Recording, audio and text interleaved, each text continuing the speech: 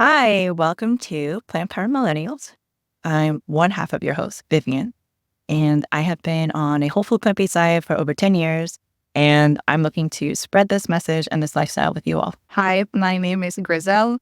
I am a physical therapist by profession, but I'm also a board-certified lifestyle medicine professional. And I've been whole food plant-based predominantly for more than 2 years now. And I'm her other half and host. Yes. You complete me. All right, so let's share what we have on our plates. What do you have there? I have the humble bananas. Humble yet powerful. And I noticed they're super ripe. Easy. Yes. They are. Yeah, that's the perfect. It's last weekend. Do you ever freeze bananas to make ice cream, nice cream? I did maybe last year. It's my favorite go-to treat. And I drizzle with date syrup. So it's like extra decadent, but it's healthy. All right, I have here some baked sweet potatoes. Not sweet potatoes. They're squash, kabocha. From here, it looks like pumpkin pie, but it's not. That's so funny. I just realized that now. But no, the peel here, you have it green. And you can tell they're naturally sweet because you see this caramelization, this dark color. And that's not added sugar. That's just the natural sugar. But I haven't put cinnamon powder in this one, but normally I'll just top it off with cinnamon powder. And it's delicious. So I recommend it to squash that way. Oh, how do you eat it? Stew? Yeah, you could have it in a try. Oh, okay. No, this is great. Especially when I'm on the go and I go to the gym, I'll just eat it like as if it's a slice of pizza, including the skin. All right, what is our topic today? We're going to cover types of plant-based diets. So within the plant-based kingdom, lifestyle, there are different types of ways of approaching this lifestyle. Surprisingly, it's when people get confused. There are so many terms. There are. I do think it's worth noting the difference and similarities between vegan and plant-based. I myself, in certain settings, will use it interchangeably, but I think there is a difference. What do you think? Do you use it the same way, or do you stick to one term over the other?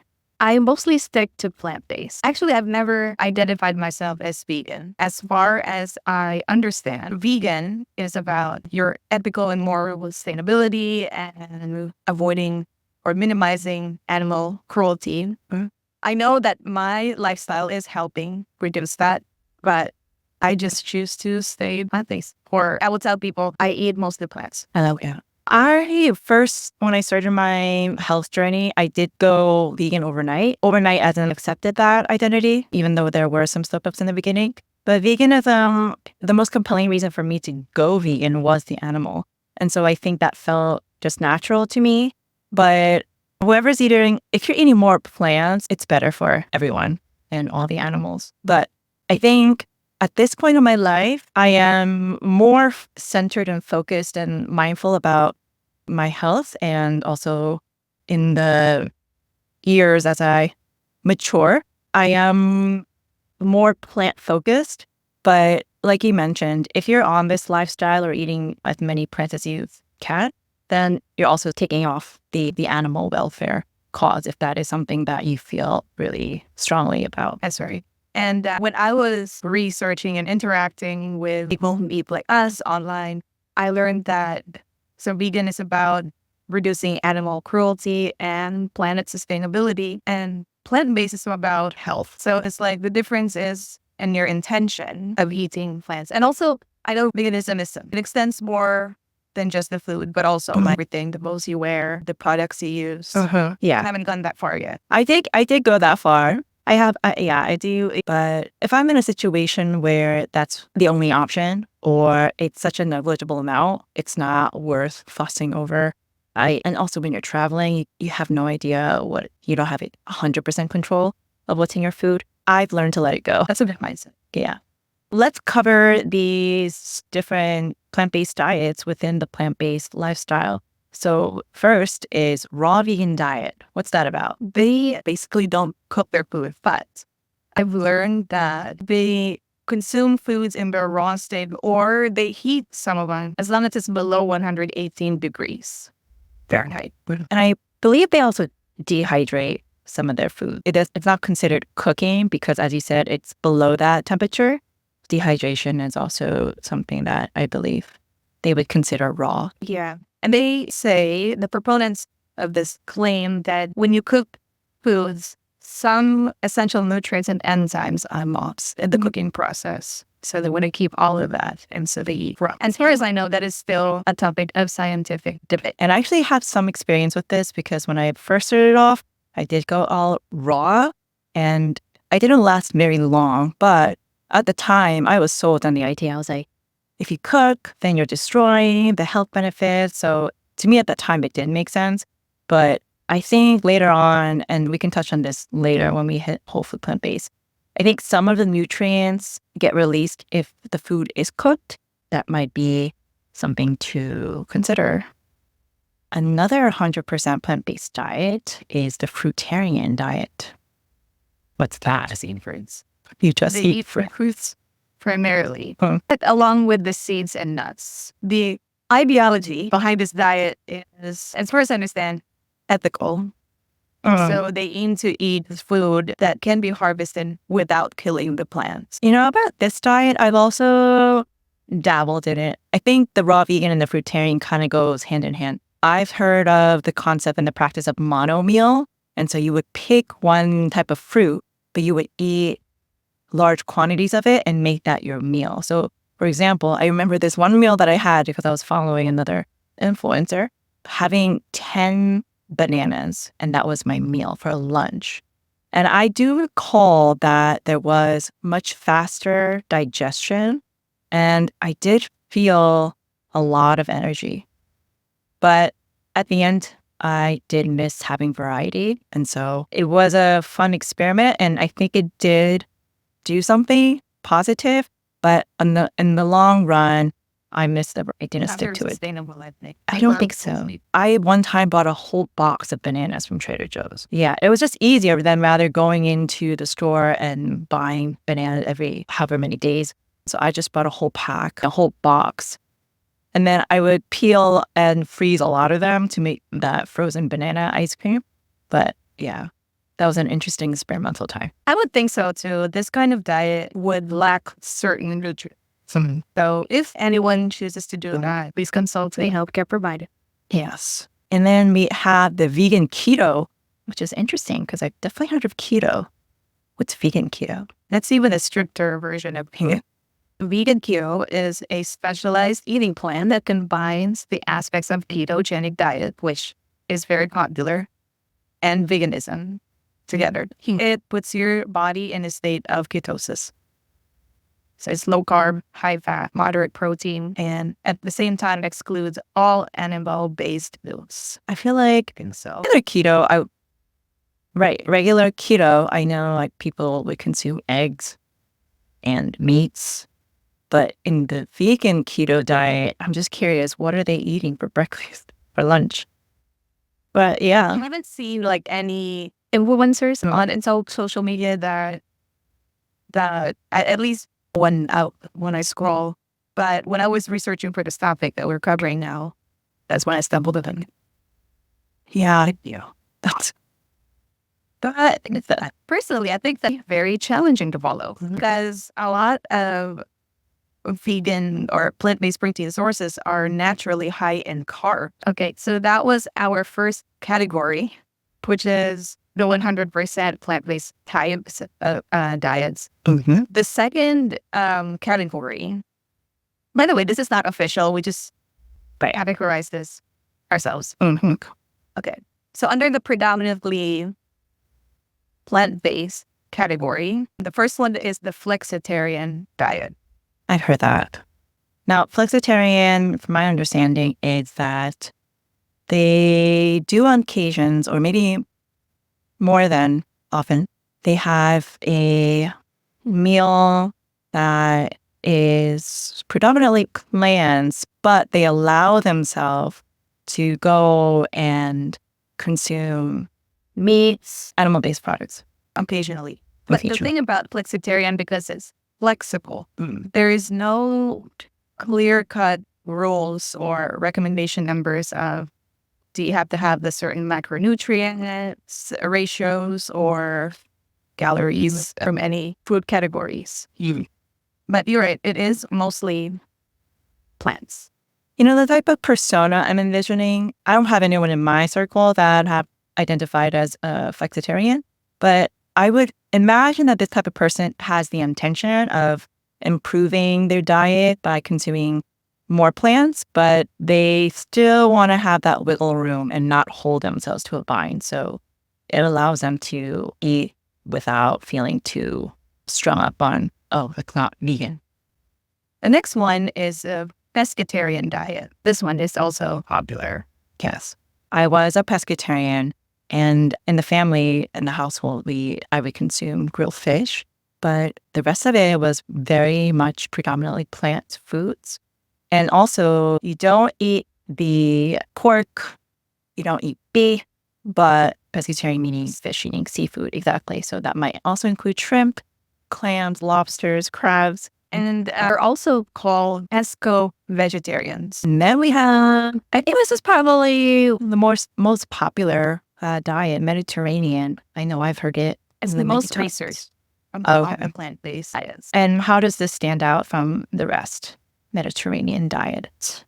I would say Mediterranean diet is a type of flexitarian, and it has been ranked as the #1 best diet overall by the U.S. News and World. So it's well studied. It has found to have a lot of health benefits, such as improving heart health, or weight management, lowering the risk of cancer, type 2 diabetes, high blood pressure. That this should not be confused with the Americanized version. Oh, there's an Americanized version of it. The ones that you see, like the fast food gyros and with the beef, lamb. But when I hear the Mediterranean diet, my knowledge of it is that it does include oils, olive oils. And if somebody's wondering where is the Mediterranean? The Mediterranean diet is a traditional eating habit of populations living in countries bordering the Mediterranean Sea. Wow. Italy, Greece, Spain. But I think the important thing here is that they have a high consumption of fruits, vegetables, and whole grains. Yeah. Legumes and nuts. Yeah. And they do consume dairy products, eggs, fish, and poultry. Yogurt. But I think probably compared to their vegetable or plant consumption, it's lower. It is lower. The other key features is the limited intake of red meat and processed foods and ends. I also am curious what the origin of this Mediterranean diet and those cultures that do follow this way of eating. They also have other healthy lifestyle factors where maybe the temperature, the climate that they live in is warmer climate, and also a strong sense of community. That's right. The adherence of this diet usually is pretty good because of the flexibility aspect. Yes, you didn't mention. And just a side bit, I've even heard of Asian Mediterranean type diet. What is that? I've never heard of that. Never seen one do it. Maybe I am. Really? Yeah. And it's the same concept of eating more whole plant-based foods and less of the red meat. That's really interesting. This is my first time hearing about it, the Asian Mediterranean diet. Our next plant-based diet that we're going to discuss is the vegetarian diet. Vivian is very familiar about it. Yeah, that was the diet lifestyle that I was on for more than 10 years as well, since age 13. And I then transitioned into a vegan diet. But the vegetarian diet, even at that time, was, at least where I was, it wasn't really a thing. But I think if you were to eat out, there were always vegetarian options. But I wasn't in a household where we would eat out all often. The vegetarian diet excludes all meat for ethical reasons, is also what I understand, but may include dairy and eggs. Yes. And I did continue consuming some dairy products. Some. I remember switching over to low-fat milk. But some people choose to eat cheese, also like a cheese pizza, that's considered a vegetarian diet as long as it doesn't have pepperoni. There's some types of the vegetarian diet that I know of. There's the lacto-vegetarian, which is they include milk, cheese, butter. There's the ovo-vegetarian, which includes eggs. And the lacto-ovo-vegetarian, which is, I think, more common than the other two, excludes dairy products. And You could technically still have ice cream and cheesecakes and call yourself a vegetarian. that is right. Yeah, the thing is, you can eat just the dairy and eggs as whole plant foods and still call yourself a vegetarian. That's right. Our final category, and this is the lifestyle that we are on, is a whole food plant-based diet.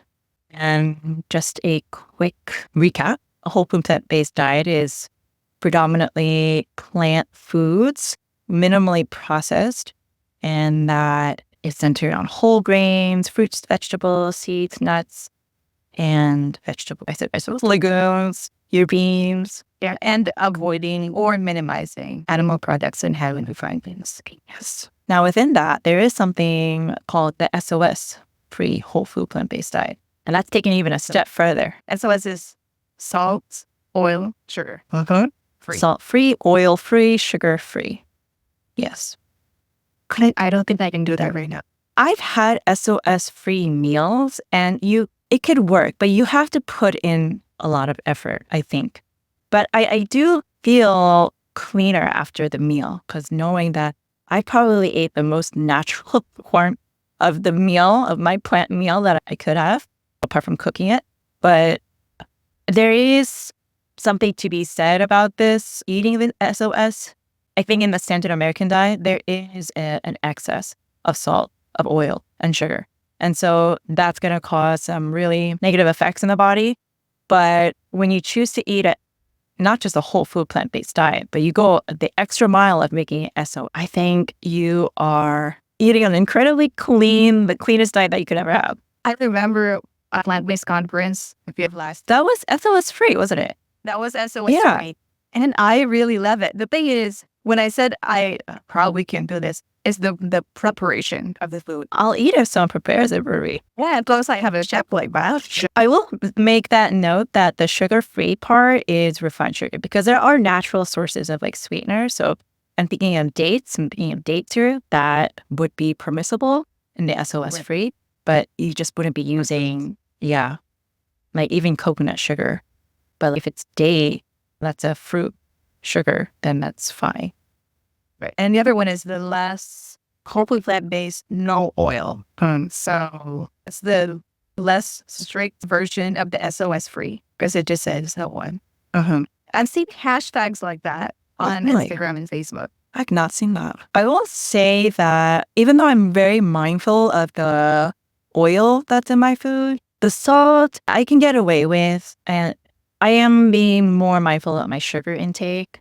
But yeah, I think I would fall under the whole food plant-based no oil if I had to choose. I think the type of diet I follow is the Grazelle diet. Grazelle diet. It's on whole food plant-based. But as I mentioned before in previous episodes, I follow at 90%. So you could say I am maybe Flexitarian or Mediterranean or not very vegetarian, but maybe one of those two.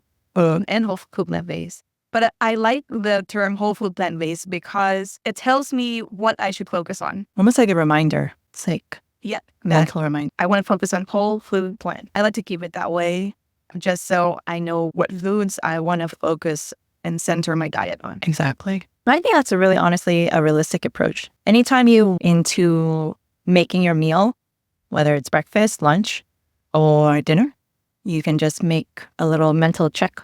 Say, okay, how can I make this as whole food, plant-based as much as possible? And that's because I value the mindset that I hold in the case of my diet philosophy. It helps with my adherence and mental health. Yep. I think whatever the actual actions are, if you just keep in your mind like a North Star, like this is my compass, whole food, plant-based, and you go in that direction. And whatever your meal is, you just pat yourself on the back if it has more plans than it did than your previous meal. We would like to share some favorite resources those of you who want to know more about the whole food plant-based living, the first book I ever read research just before this, but this is the first book I've read, is How Not to Die by Dr. Michael Greger. Wow. So he runs the nutritionfacts.org on YouTube, and they have many free resources in pod. The second one I would recommend is The Proof is in the Plants by Simon Hill. Oh, I need to check that book. It's very research fact, and I like it. The Proof is in the Plants has a more neutral stance. It's not very dogmatic in its tone, which I like. Awesome. How about you, Vivian? My turn? Okay. Speaking of research-based, it's so funny because this book is really quite known in the whole food plant-based community. It's called the China Study. And I actually picked this up when I was living in Korea. And it just made me think about, this neighboring country, China, what do they do? It's by Dr. T. Colin Campbell. But basically, he did this massive, huge study on different populations within China and recorded their, by cancer, what they had, and followed them for, I don't know how long, but basically this is the result of many years, many people involved to do all the testings and realize basically the conclusion that the more plants that certain populations consume, the less likely they had these chronic illnesses and cancers. So really fascinating subject. And it's a little bit dense. You have read this one? It's a little bit on the dense side of research, but if you are really nerdy, I think this is a great go-to book because it's evidence-based. And I don't think there's I'm not aware of any other study where they did that huge, massive sort of population-based study based on nutrition. Yeah, it even says here in the title, the most comprehensive study on nutrition ever conducted. So that should tell you a lot. And the second book is Power Foods for the Brain by Dr. Neil Barnard. And Power Foods for the Brain, this really got me thinking about what I should eat to protect my brain, especially as we age and diseases or conditions like Alzheimer's and dementia come up. And, it's not a natural part of aging. I think people don't really realize that. It really isn't. It shouldn't be. And it has a lot to do with what we consume and the years that we do it. And you have this accumulated effect of, in some cases, leading to Alzheimer's and dementia. So this is a great book to guide you on what foods to focus and to eat more of to avoid that or minimize that risk. All right, this has been such a great topic, and I hope people have a better understanding of different plant-based diets and really get away from thinking that you have to stick to a specific type. I think ultimately, and we've hammered this time and again, the more plants, the better. We will see you guys in the next episode. All right, we'll see you then. Bye.